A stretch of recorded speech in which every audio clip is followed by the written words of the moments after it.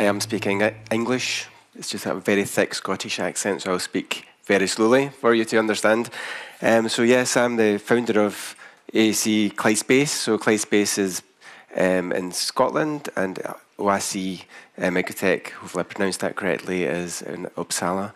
And we merged over a year ago, so we now work as one company. So to give you a bit of a brief overview of the business, we are a satellite producer, and the satellites that we produce are very small. So we make full satellites for people. We also provide parts of satellites, so the subsystems that go into the satellites that then make them function in space. This is a very interesting market at the moment because it's growing very strongly, and we're in a great position to grow with the market. So we have been ramping up to do volume production of our spacecraft and our subsystems, and the market itself is becoming extremely attractive commercially as well. We have recently been quoted on the Premier First North NASDAQ, and we have a market cap of about 430 MSEK at the moment.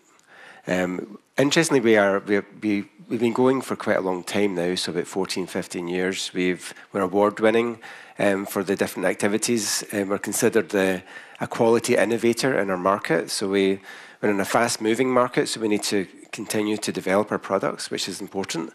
But we make sure that what we deliver is of high quality, and that's how we've managed to establish ourselves quite firmly within our market. And we have a number of different awards we've gathered over the years for this. It's not our focus is to win awards, but it's nice to get the recognition for the effort that we've put into establishing ourselves as a leading player in this field. So a little bit more history. I mentioned that we merged with two companies merged over a year ago. We actually started off, excuse me, round about the same time. So we both were founded in 2005, AAC Microtec and Craig. Some interesting things that happened along our journey of growth in the market. So Fourier Transform, a VC I'm sure you all know here in Sweden, invested in AAC Microtec in 2014. At the same time, we in Glasgow had launched our first satellite, which was also the first satellite to be designed and launched in Scotland. So it's Scotland's first satellite. In 2016, AAC listed on the NASDAQ First North, and 2018 we in Glasgow at the same time had been continue our growth and had lots of our systems had been on orbit by that point. I think in the hundreds, if not thousands, of systems, which is quite important in the space market where heritage and on-orbit time is very important for our customers. Then in 2018, the two companies merged, and the reason we've done this is a common vision of where we thought we could grow our companies together to consolidate, create a larger company, to continue that process of growth globally, and to really dominate our market for small satellites. So there was definitely a lot of synergies between the two businesses, and we wanted to continue our growth journey together. And it's been very exciting so far, and I think both parties in Sweden and Scotland are very much enjoying working together as one company. And just to give you an example, we have, as I mentioned, we have been established for quite a long time, so roughly about 14 years. We have a range of customers across the world. The space industry is a truly global market. So to give you an example, when I first started Craig in 2005, my first customers were outside of Europe it took me 3 years to get a customer inside Europe, and then another 2 years to get a customer inside the UK. So I actually started off from the outside in. So our customers were in Malaysia and the USA and Japan. So it's a truly global market. So our customers are all over the world. And those customers consist of space agencies, so the likes of JAXA, who are the Japanese space agency, NASA, of course, the European Space Agency, organizations like that. We also work with military agencies, and in fact, we've actually sold into most of the US Department of Defense organizations, including the Coast Guard, who I didn't even know was US DoD until we started supplying them. So there's definitely, although it's difficult to enter those markets as a non-US company, we've been successful in doing that over the years. We also supply the large incumbent space companies, so companies that would typically make, either they make spacecraft, which are very large. We've been supplying them as they try to kind of understand what the small satellite market is about. And another good example of that is the Raytheon have some small satellite programs which we supply their subsystems for, which is, I mean, and the other large companies we supply are companies that do services for space, so they don't actually build satellites, but they will use satellites to deliver their services, whether it be data or collecting data or distributing data. It's important that we also foster relationships with startups. There are a lot of companies that are looking to grow companies of scale, but they're starting out, they maybe raised a few $1 million, and they have plans to either provide data services or other services using space. And we've got great relationships with some of the key players in that area. And we also, obviously, there's finally just research organizations, universities. Space is used a lot for doing different types of research. And it could be a science mission that's looking at the atmosphere, for example, or a university project that's just where students are learning how to design and build their own spacecraft. So a lot of these organizations are our customers too. So a very varied spread of customers. We don't rely on one customer type. We have a full range of customers. And this has enabled us to ensure that the products that we offer are well, we get lots of great feedback from our customers, and our products are very easy to use by our customers. We've got a lot of experience of delivering to these different customer types, which has taught us a lot over the years. And to give you a little bit of an understanding, maybe more so, of why small satellites and these kind of really small satellites that we build and build subsystems for are important. So if you look at the computer market started off with very large computers. Then we had desktop computers, laptops, and now we all carry a computer in our pockets that is more powerful than most of the large computers back in the day when they were first invented. So similar to that, the space industry has been dominated by very large satellites the size of a bus, which provide your satellite television, that type of service. Then in the 90s and early 2000s came slightly smaller satellites of maybe 500 kilograms that would provide other services. But now with technology moving so fast that enable us to have these very powerful phones in our pockets, we're also able to access that technology to make satellites even smaller.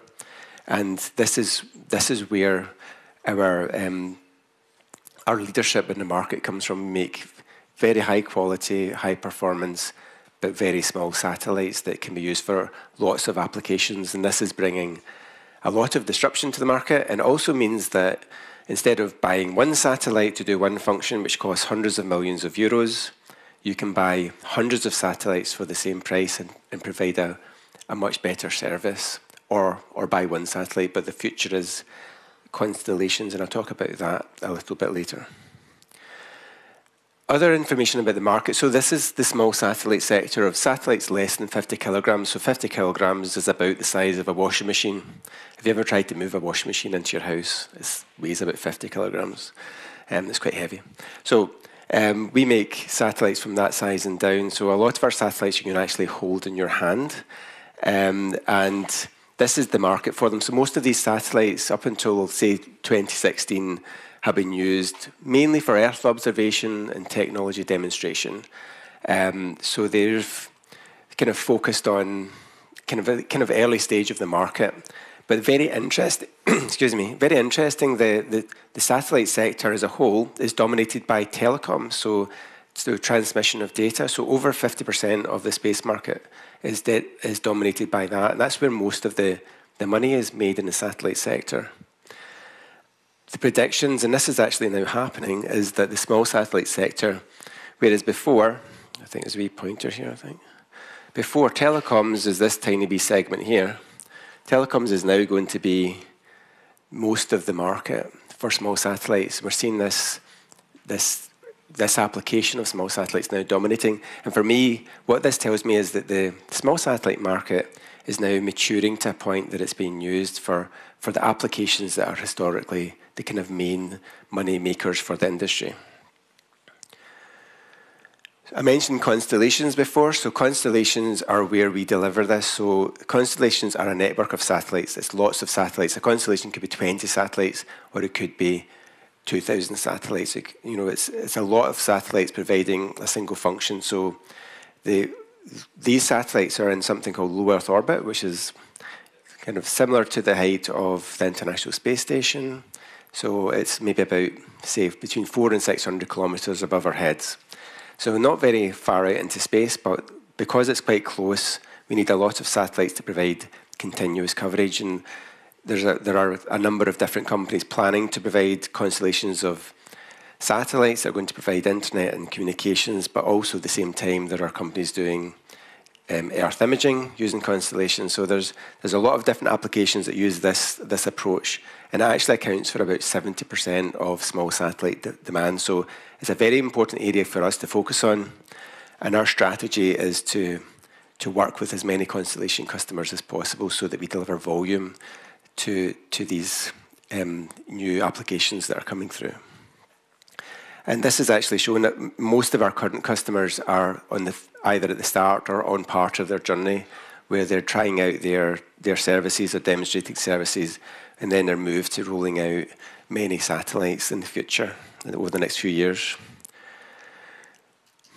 So our strategy here with small satellites, we're aiming to dominate in this class, so 1 to 50 kilograms, focusing on constellation customers.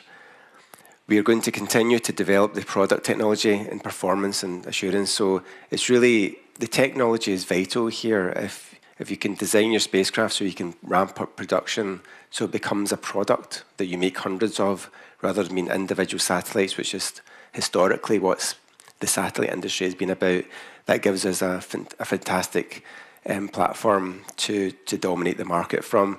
At the moment, we are producing lots of spacecraft, and our processes are getting better all the time, and we can make them very quickly.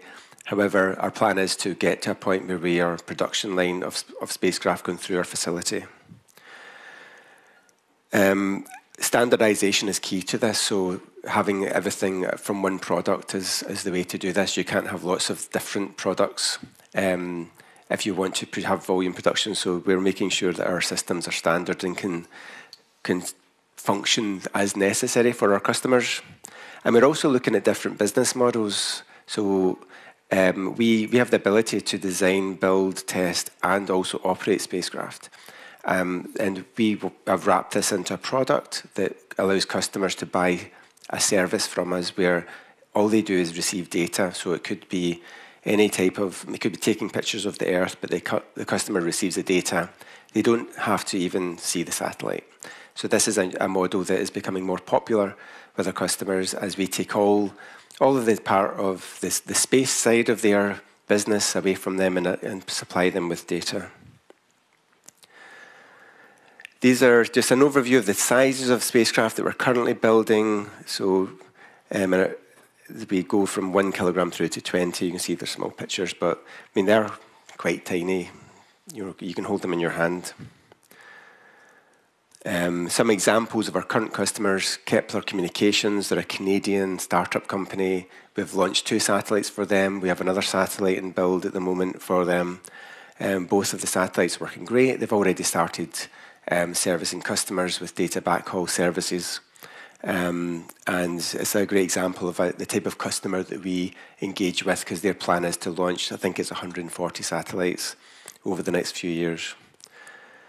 Seahawk is another great example. It's a different application here. Seahawk is an ocean color monitoring satellite, so it can look at the health of the oceans. It can look for algae blooms or silt deposits, things like that. So it's used a lot by science, but also commercial activities, for example, fisheries. So we designed and built this satellite. The first one was launched late last year. It replaces a satellite that was 100 times larger, cost 100 times more, and the performance of it is better than the satellite it replaced. That satellite was launched 20 years ago, but it shows you how the technology has moved so much in those years. And just a quick overview of the number of launches. So we make a lot of satellites, as I've kind of explained, but we had a bit of a bottleneck of launches at the end of last year, where we had many satellites go up. This was the first Kepler satellite. It was launched early last year. This year we have a lot of launches coming through, which we're working on at the moment, which is quite exciting. We actually have some more dots to put on here already, which we haven't populated, but we have a number of new missions coming through that will hopefully make 2020 as busy, if not busier. I mentioned earlier that we do subsystems, and subsystems are still a very important part of our business, because if we're making our own satellites, we make subsystems for them too.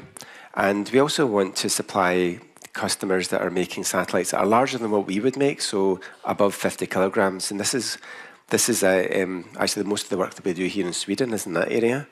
And there's some the subsystems, by the way, are things like power systems and computers, solar panels, and things like that. So we do make them in-house and design them.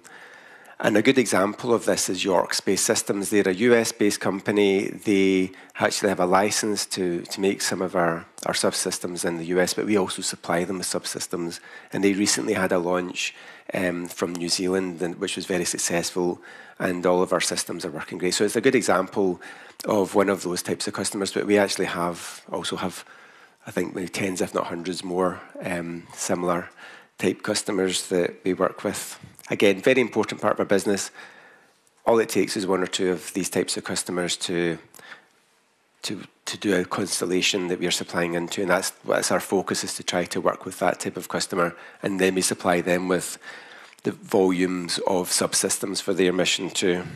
So we can access the growth in the slightly larger satellite market, as well as growth of supplying the very small satellites in full. Space as a service, I mentioned, so data provision. So what this actually means is that we design the satellites, we do all the manufacturing of the subsystems, we do all the integration of the satellite, we'll arrange and have the satellites launched, and do all the on-orbit operations again. So it takes everything away from the customer. They don't need to worry about the satellite part of their business at all. We'll supply them with data. And I'm very pleased to say we've actually signed our first contract like this very recently. It's with a company called Orbcomm, and Orbcomm are a well-established company. They're actually listed on the NASDAQ in the US, and they've been around for must be over 20 years, so they've been in business a long time. One of the main players in the service sector, and one of the parts of their business is doing ship tracking, and they're looking to take advantage of the type of technologies that we work with to reduce the cost of their spacecraft, and at the same time they were looking to see if they could take away they actually operate their own satellites just now, and they own their own satellites, but what they wanted to do was to take away the need for them to do all that management of the satellites and move to a different model. And this is where we come in. We will supply them the data, so we're retaining ownership of the satellites, we're operating the satellites, we're doing all of the design and build of the satellites. It looks like this. Roughly, it's a 3U CubeSat. It's 4 kilograms with a big long antenna that pops out, and that will be used to detect ships all over the world, starting with 2 satellites, and we start to deliver data after launch, which is about after 2 years, roughly. So some numbers here. Our rolling net sales shows kind of steady growth over the last couple of years, as we continue as we merge companies and we continue to deliver and win more work. Our numbers for Q1 of 2019, our EBITDA is what we had expected. We've had some individual projects that are slowing things down a little bit, but it's all within our control at the moment, and we are also recruiting heavily at the moment to not only to support the delivery of our current work, but also in anticipation of the market growth, so that we are in a good position to continue to deliver and to grow with our market.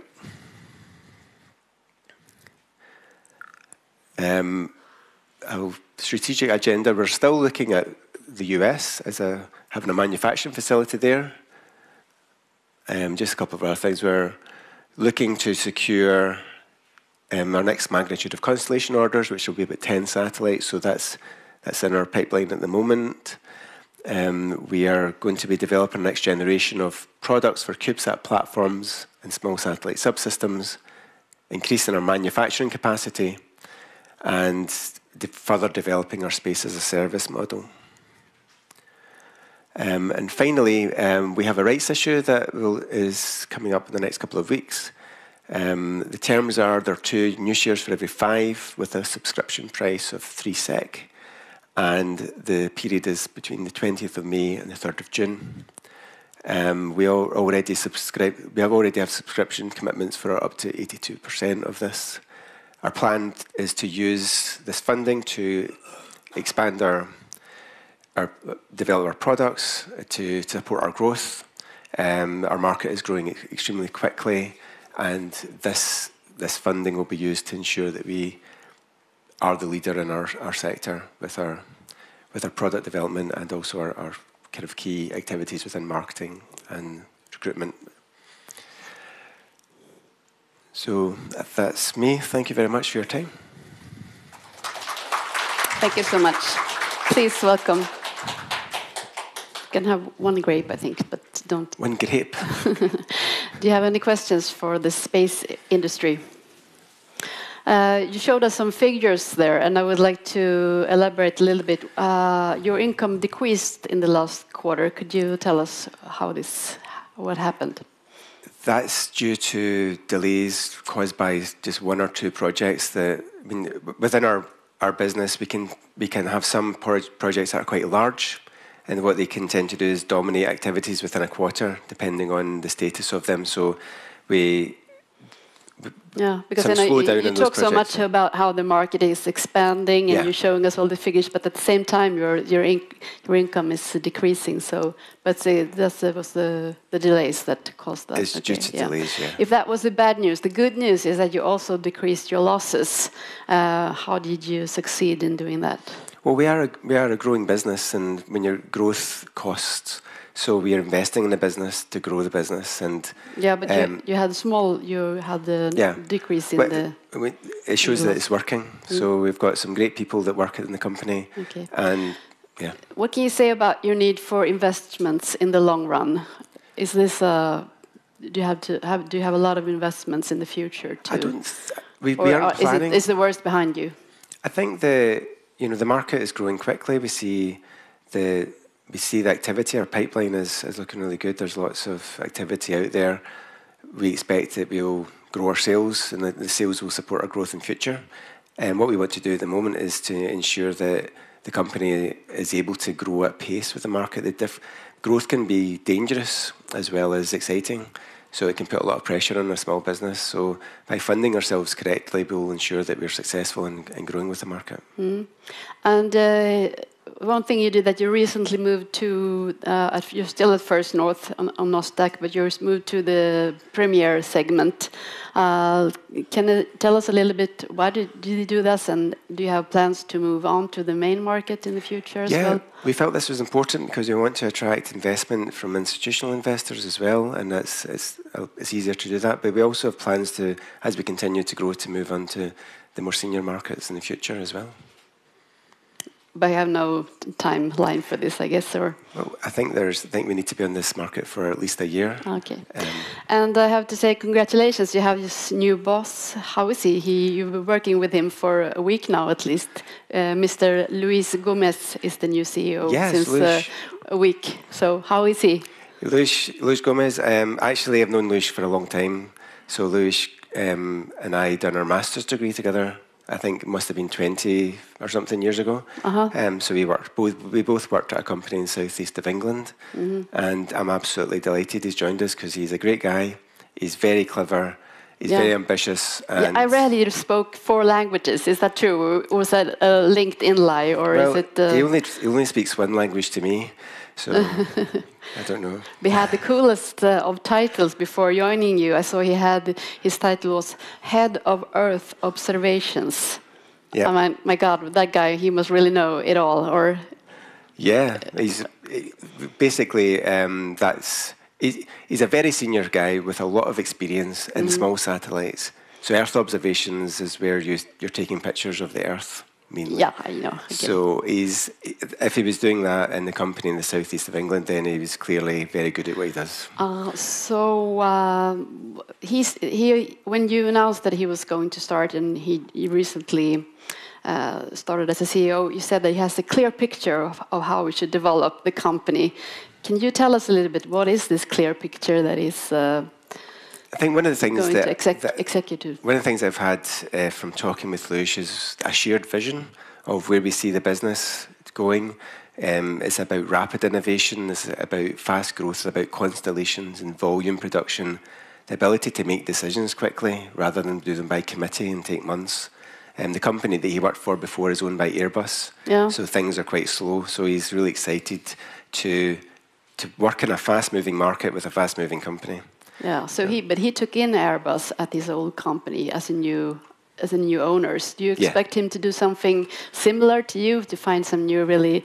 Well, he hasn't discussed that. Owners. I haven't discussed that with him. We're excited about the growth of the business without joining with one of the larger companies. I think there's a lot to be done and a lot of exciting times to come.